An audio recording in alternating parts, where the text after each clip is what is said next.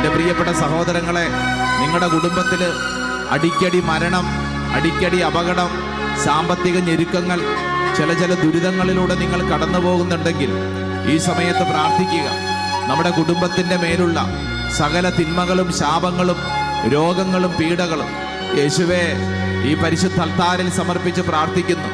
കാലാകാലങ്ങളായി ഞങ്ങളുടെ കുടുംബത്തിൽ അനുഭവിക്കുന്ന എല്ലാ ഞെരുക്കങ്ങളും സമർപ്പിച്ച് പ്രാർത്ഥിക്കുന്നു.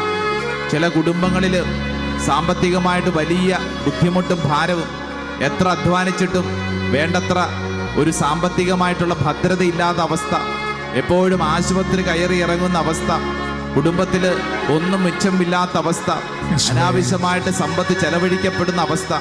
നിന്റെ കുടുംബത്തിൽ അപ്രകാരമുണ്ടോ? സാമ്പത്തികമായിട്ട് നിന്നെ ആരെങ്കിലും പറ്റിച്ചിട്ടുണ്ടോ? നിന്റെ കുടുംബത്തിൻ്റെ അവസ്ഥ എന്താണ്?